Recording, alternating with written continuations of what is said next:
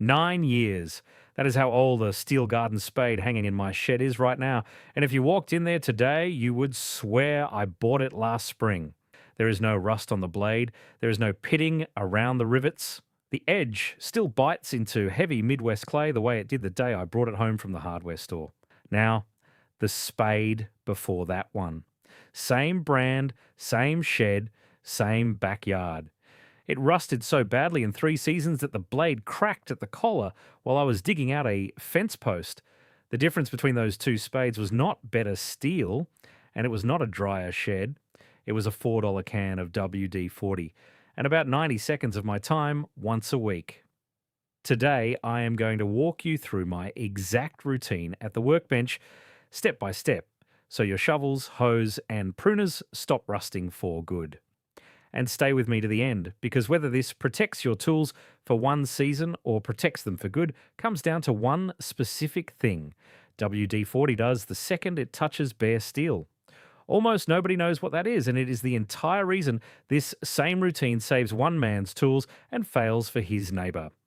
I'm Steve Calloway. I have been growing food in the same Midwest backyard for more than 20 years. Raised beds and in-ground rows on a regular suburban lot. I run side-by-side test beds and I write down what actually happens, because my first garden was an overfed jungle that gave me about a dozen tomatoes all summer. My wife Karen keeps our harvest log now, and most years our biggest problem is giving food away fast enough. Every spring, the comments fill up with the same story.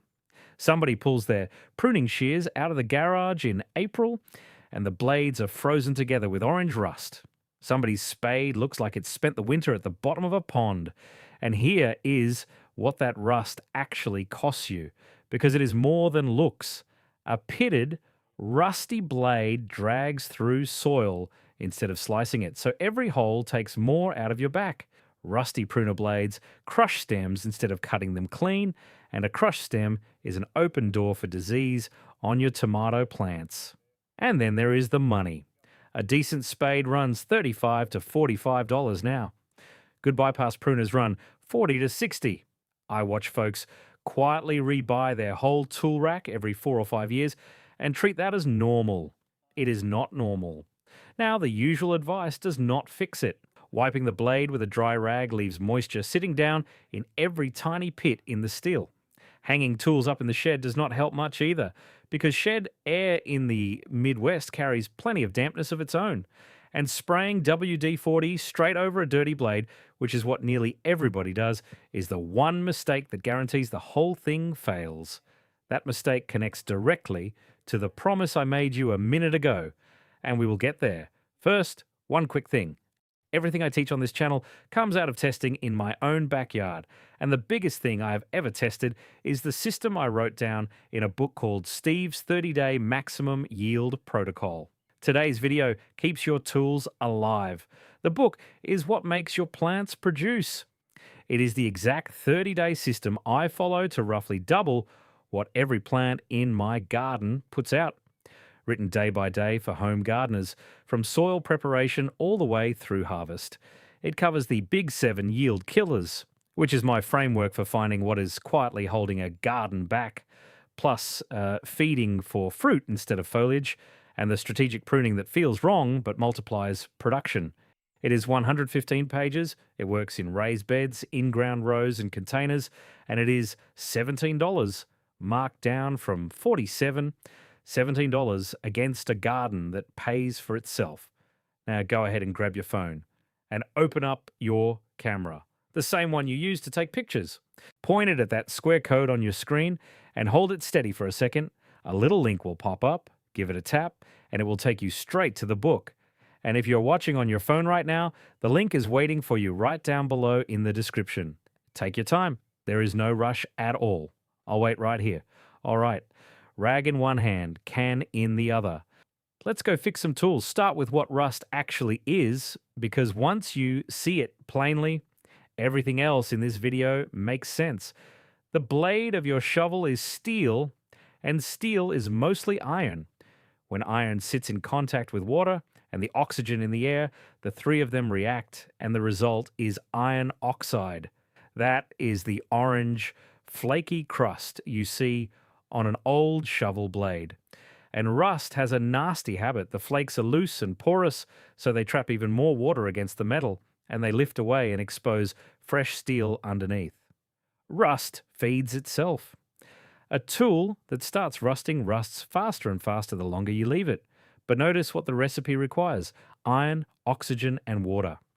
You cannot take the iron out of a shovel. You cannot take the oxygen out of the air in your shed. The only piece of that recipe you can control is the water. Hold on to that thought, because the entire routine I am about to show you and the surprise at the end of this video both hang on that one word. Now, why do garden tools rust worse than anything else you own? Your hammer sits in the same garage and stays clean for decades. The reason is the soil itself.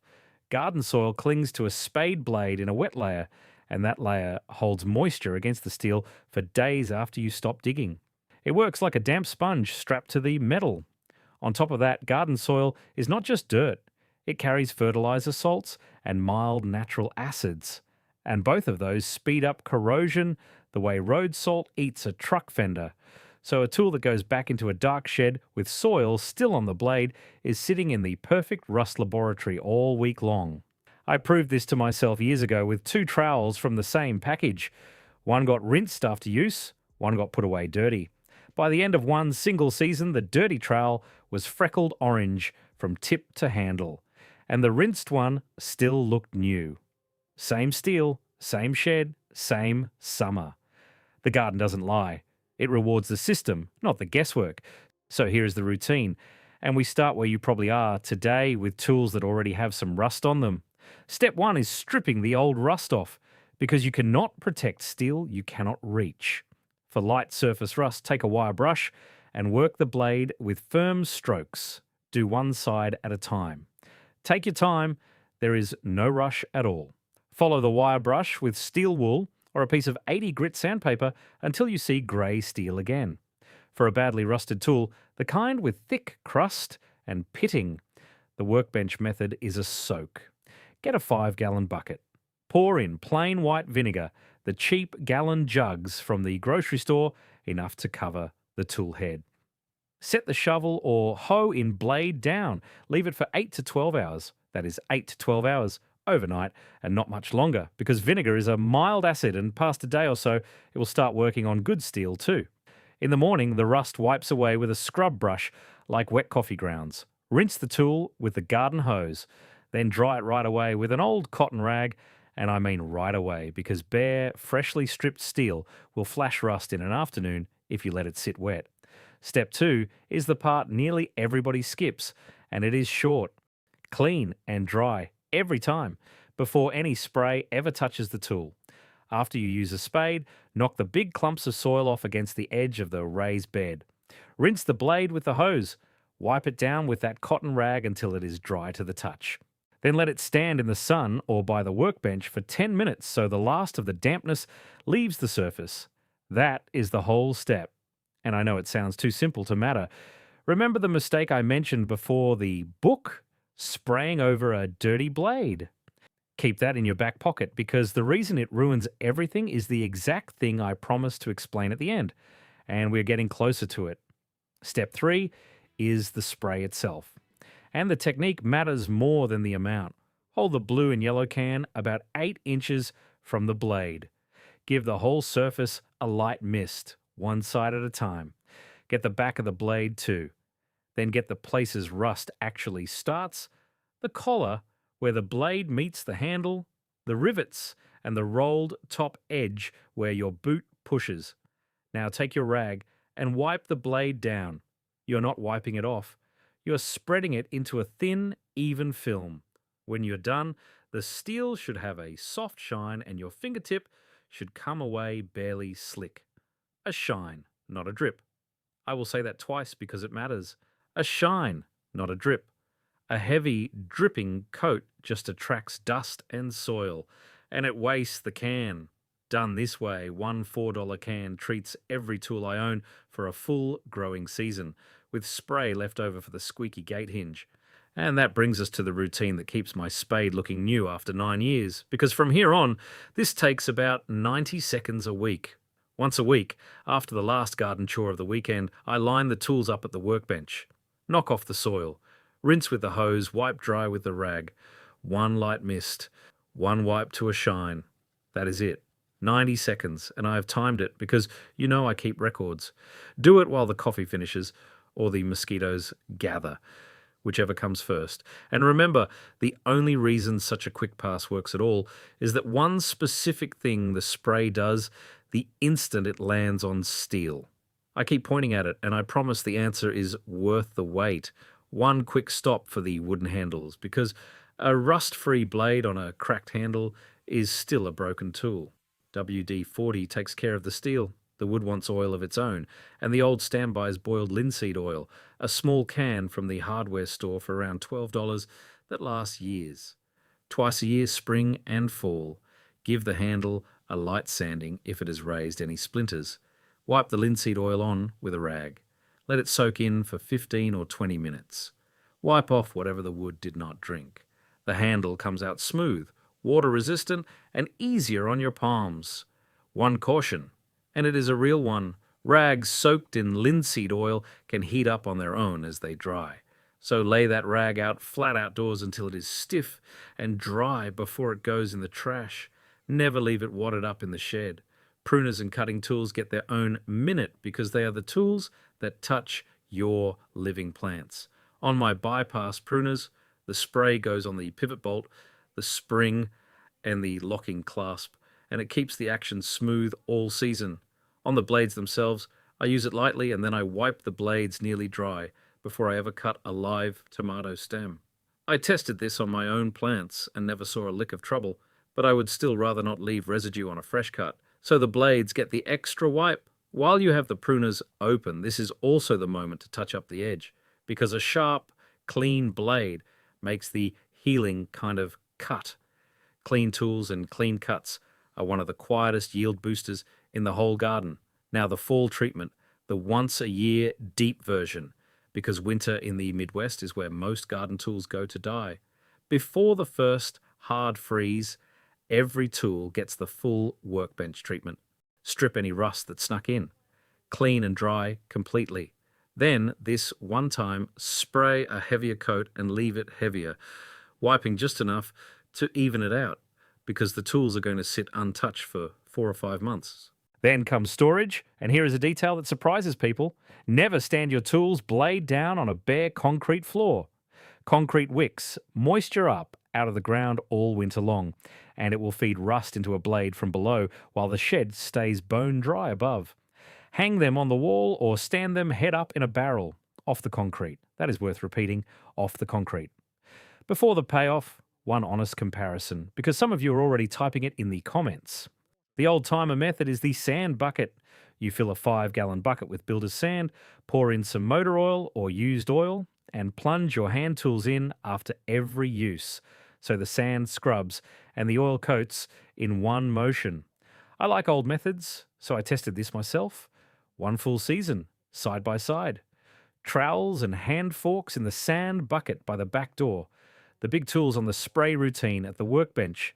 The bucket did a fair job, and for hand tools it is genuinely convenient. But after the humid stretch we get every July, the sand itself held dampness, and by September the bucket tools showed light freckling along the edges. The sprayed tools showed nothing, not one spot. The spray won the test, and the reason it won is exactly the thing I promised you at the top of this video. It is time to pay that off.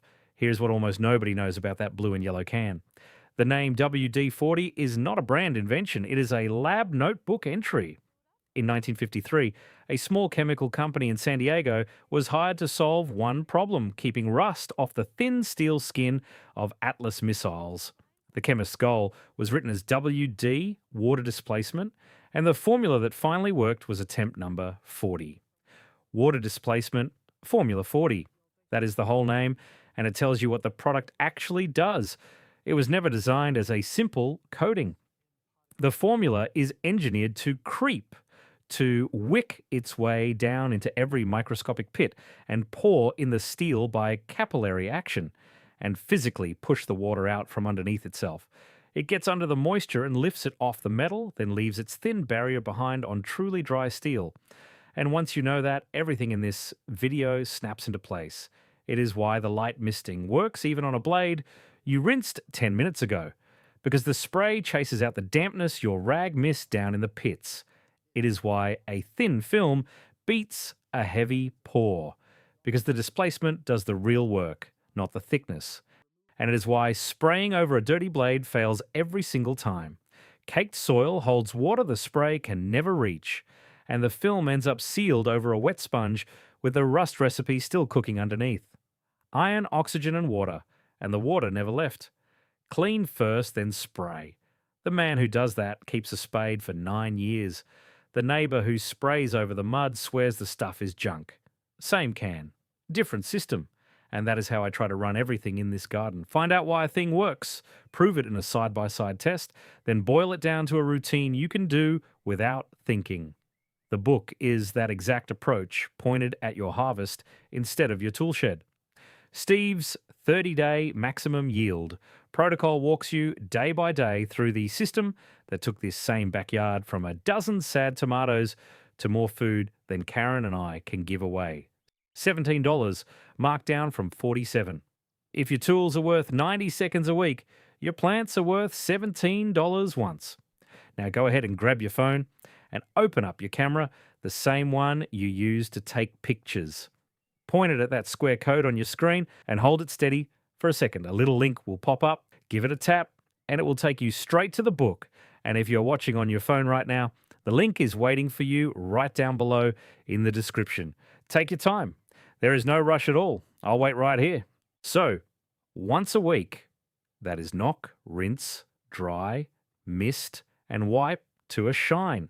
And your tools will outlive both of us.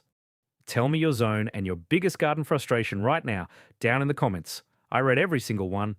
Next time, I'm going to show you why I cut perfectly healthy branches off my tomato plants every July and how that one uncomfortable snip put about 30 more pounds of fruit on the same 6 plants.